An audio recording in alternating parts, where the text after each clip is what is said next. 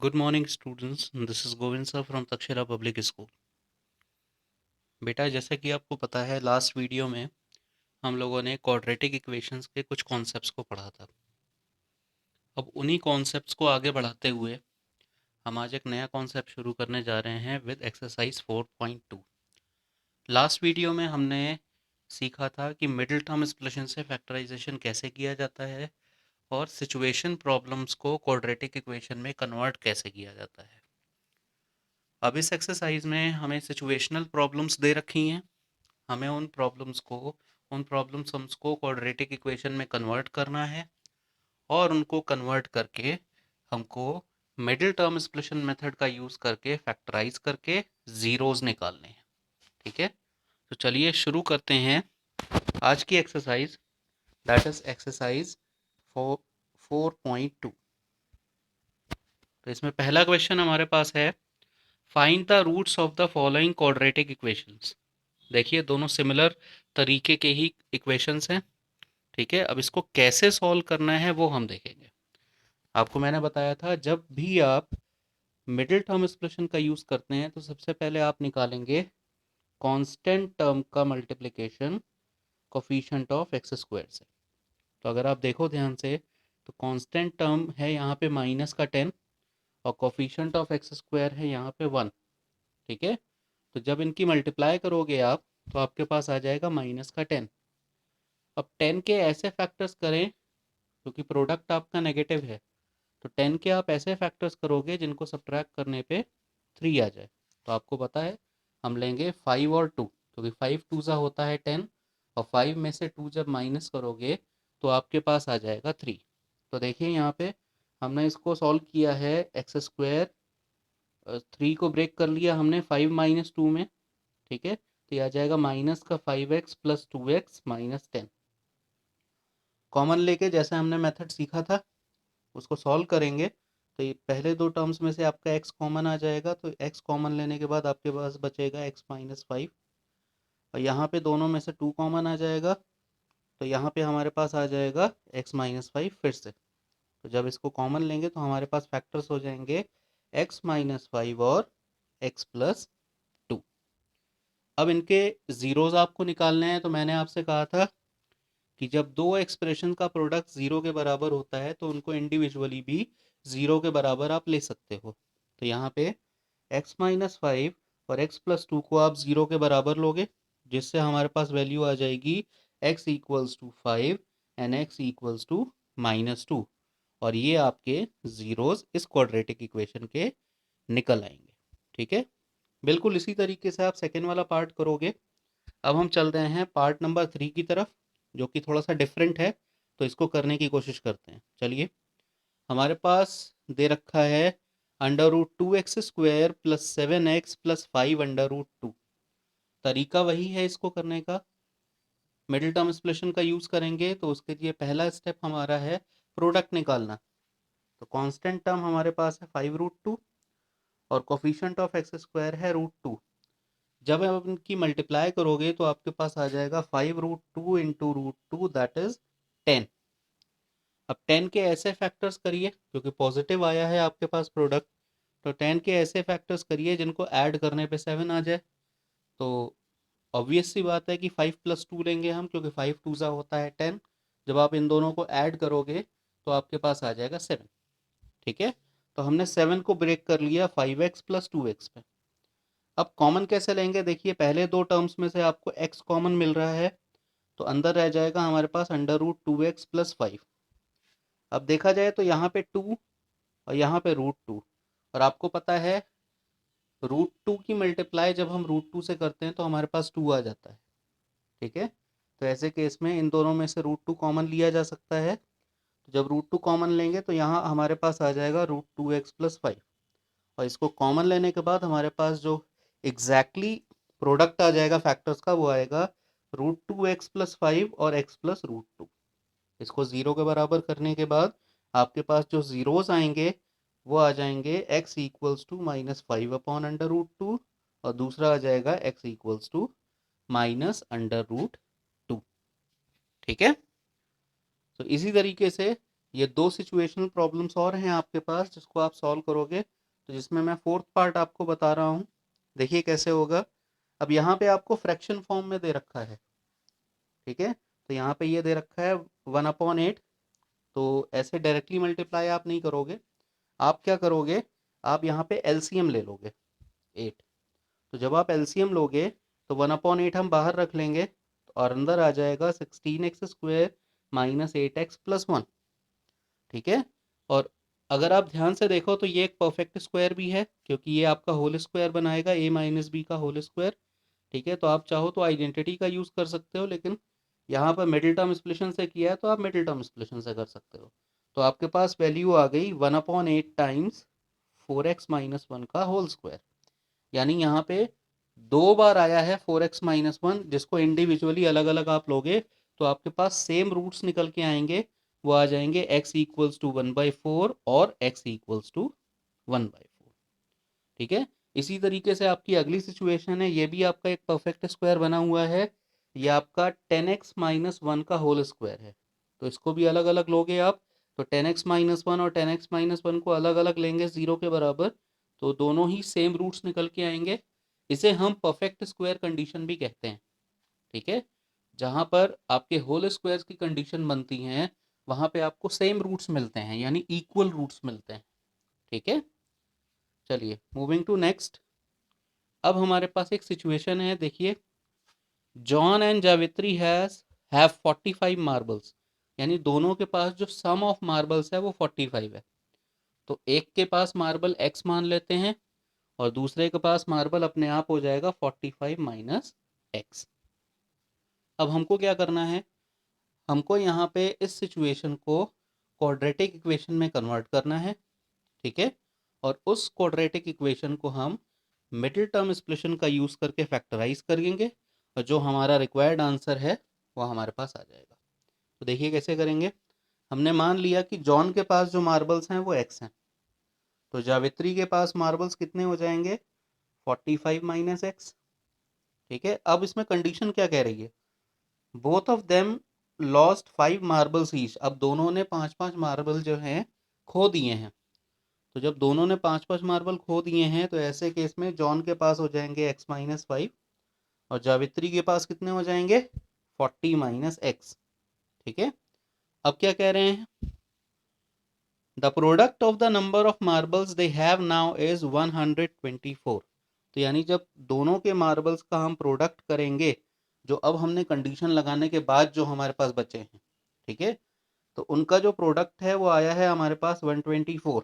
अब आप क्या करोगे, इनको सॉल्व करोगे, तो यानी हम इन दोनों एक्सप्रेशंस की मल्टीप्लिकेशन करेंगे, और सॉल्व करने के बाद हमारे पास जो एग्जैक्ट इक्वेशन आएगी वो आएगी x² minus 45x plus 324 equals to 0।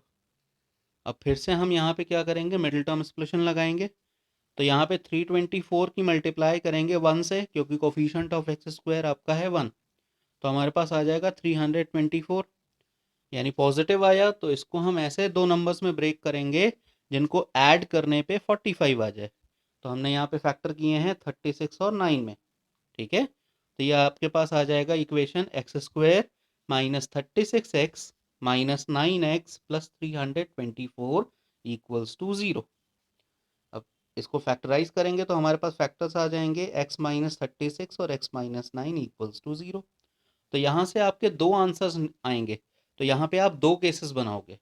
Case 1 में आप क्या करोगे, क्योंकि आपके पास दोनों ही पॉजिटिव वैल्यूज आई हैं, और दोनों ही वैल्यूज जो हैं आपकी पॉसिबल हैं, ठीक है। क्योंकि टोटल मार्बल्स आपके पास 45 है, तो एक के पास 36 हो सकते हैं। अगर आप एक के पास 9 लेते हो तो दूसरे के पास 36 हो सकते हैं। तो दो केसेस बनाएंगे हम इसमें। पहले केस में जॉन के पास लेंगे 36, तो जावित्री के पास आएंगे 9 माइनस करके, और दूसरे केस में जॉन के पास लेंगे हम 9, और जावित्री के पास आ जाएंगे 36।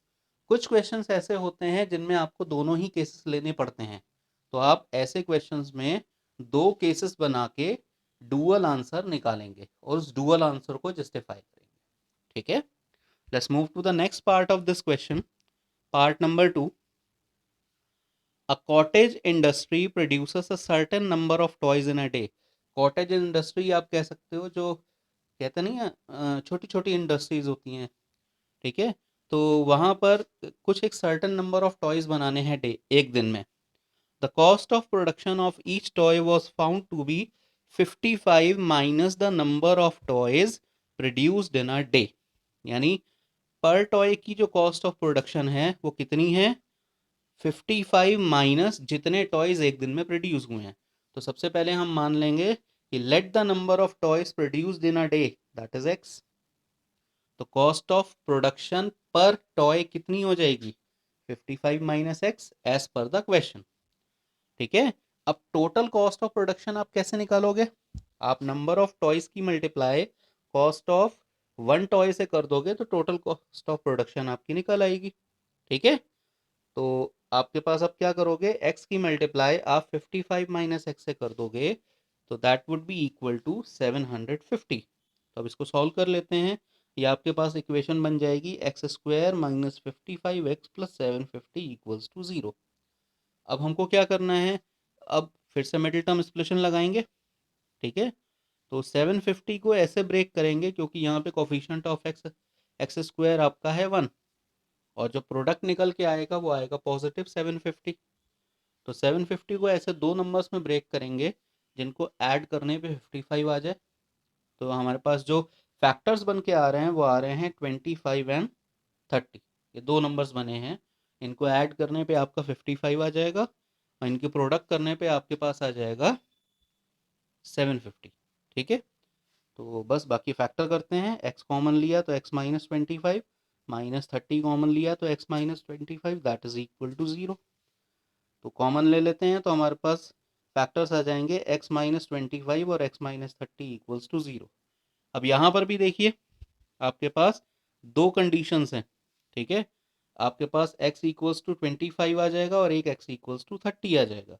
तो दोनों ही केसेस पॉसिबल हैं, ठीक है। तो इसमें केस 1 केस 2 करके दोनों ही केसेस पे आप अपना आंसर छोड़ सकते हो, ठीक है।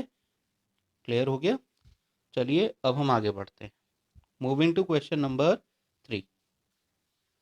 Find two numbers whose sum is 27। तो जब दो नंबर्स का सम 27 है तो सबसे पहले हम क्या करेंगे, एक नंबर को तो मान लिया हमने x, और दूसरा नंबर कैसे निकालोगे, 27 में से माइनस कर देंगे x को, तो आ जाएगा 27 माइनस एक्स। अब क्या कह रहे हैं कि इन नंबर्स का जो प्रोडक्ट है, यानी जब आप इन दोनों नंबर्स को मल्टीप्लाई करोगे तो वो बराबर हो रहा है 182 के। तो कंडीशन लगा देते हैं, कंडीशन हो जाएगी x into X minus 27 equals to 182, ठीक है। इसको ओपन करते हैं तो हमारे पास आ जाएगा x square minus 27x plus 182 equals to 0।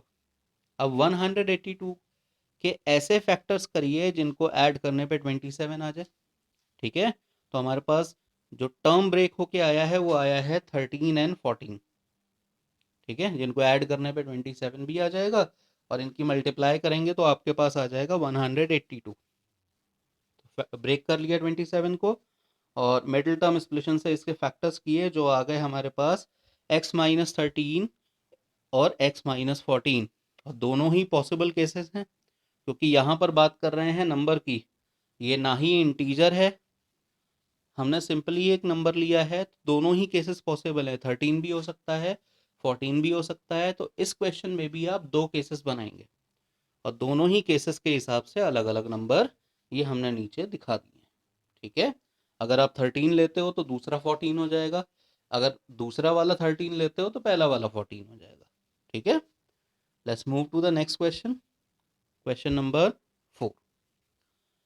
Find two consecutive positive integers. अब यहाँ पे पॉजिटिव इंटीजर्स लेने हैं आपको और कंसेक्यूटिव भी होने चाहिए। तो ऐसे केस में हम मानेंगे पहला इंटीजर हो जाएगा हमारा x और दूसरा उससे एक ज़्यादा यानी x प्लस 1। x माइनस 1 इसलिए नहीं लिया क्योंकि हम यहाँ पे खाली इंटीजर की बात नहीं कर रहे हैं, हमने यहाँ पे वर्ड लगा दिया है पॉजिटिव इंटीजर। तो कोशिश करेंगे कि हम पॉजिटिव ही वैल्यू रखें, सक्सेसिव वैल्यू रखें, ठीक है। तो यहाँ पे पहला हम x ले लेंगे और दूसरा ले लेंगे x प्लस 1। अब क्या कह रहे हैं, सम ऑफ हुज स्क्वायर्स इज 365, यानी इन इंटीजर्स का स्क्वायर करके जब आप इन्हें ऐड करोगे तो उसका जो टोटल सम निकल के आएगा वो निकल के आ रहा है 365। ठीक है, अब इसको ओपन कर लेते हैं। तो ये आ जाएगा आपके पास एक्स स्क्वायर, यहाँ पे आपका बन रहा है एक्स प्लस वन का होल स्क्वायर। तो इसे ए प्लस बी का होल स्क्वायर से खोलोगे, तो जब आप इसे पूरा सॉल्व कर लोगे तो आपके पास जो इक्वेशन बन के आ रही है वो आई है 2x² plus 2x minus 364 equals to 0। और आप देख सकते हो कि इस पूरी इक्वेशन को आप 2 से डिवाइड कर सकते हो। तो यहाँ पे पूरी इक्वेशन को जब 2 से डिवाइड कर देंगे तो हमारे पास आ जाएगा x² plus x minus 182 equals to 0। अब हम क्या करेंगे, 182 के फैक्टर्स करेंगे। कैसे करेंगे, जिनको सब्ट्रैक्ट करने पे 1 आ जाए। ठीक है, क्योंकि आपका जो प्रोडक्ट निकल के आएगा माइनस का 182 आएगा। ठीक है, तो अब क्या किया हमने, यहाँ पे कॉमन ले लिया x, तो ये बन गया x प्लस 14, यहाँ माइनस 13 कॉमन लिया तो x plus 14 equals to 0।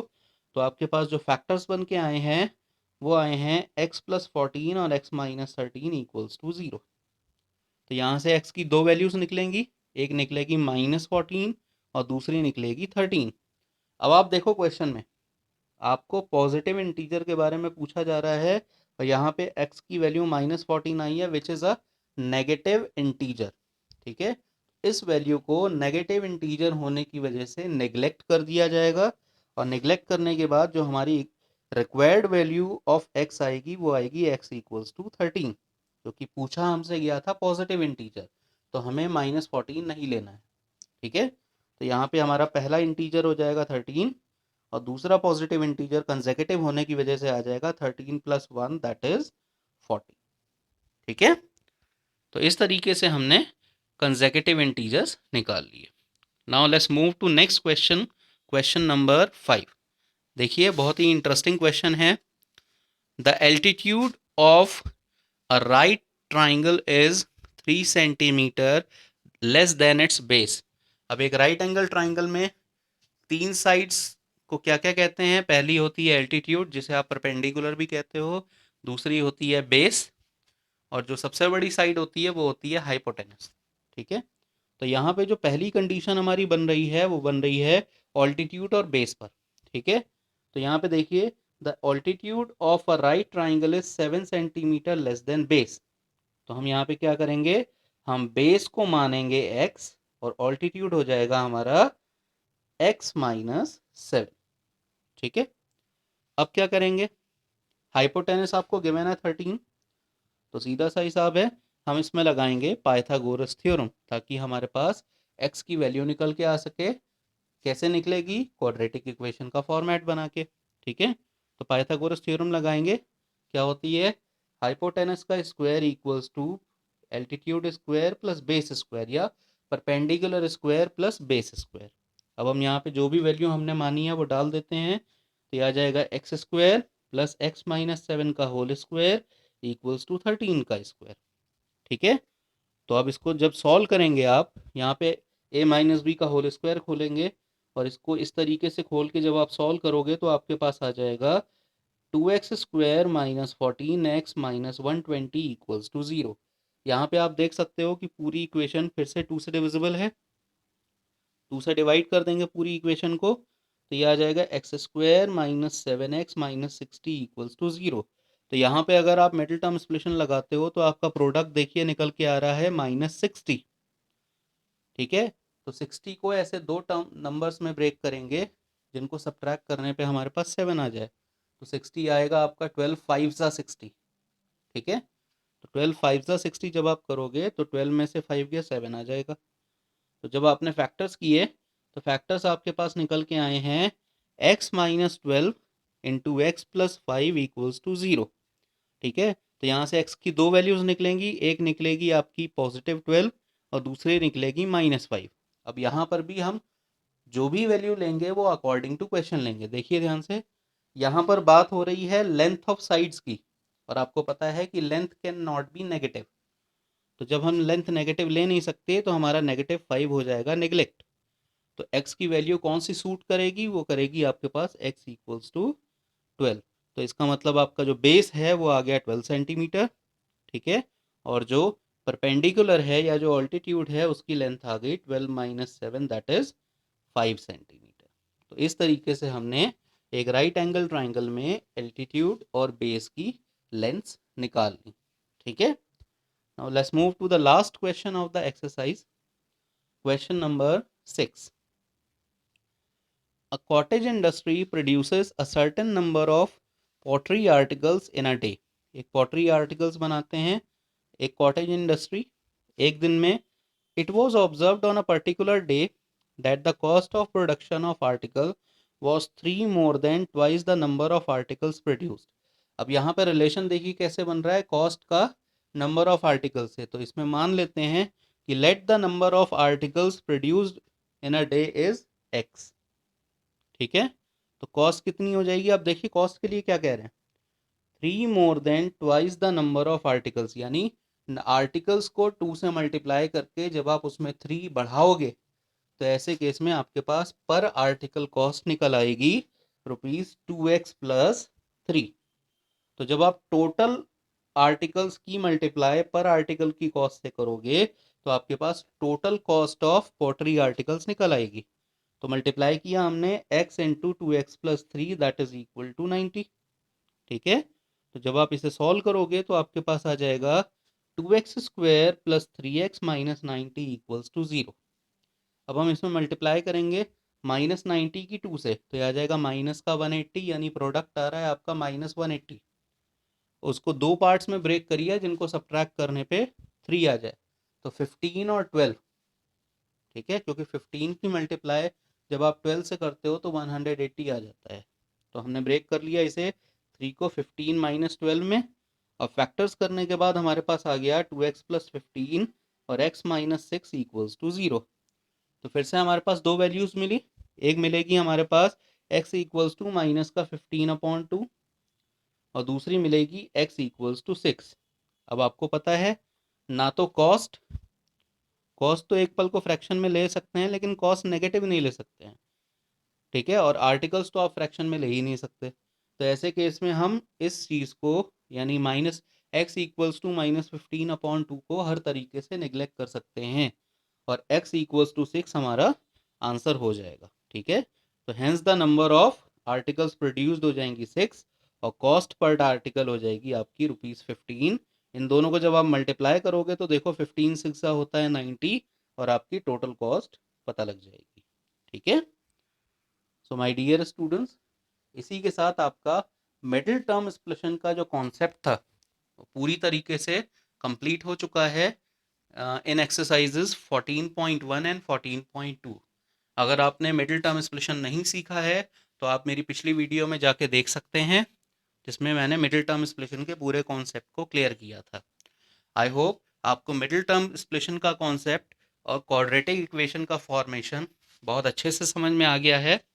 Thank you very much. It's all over for today.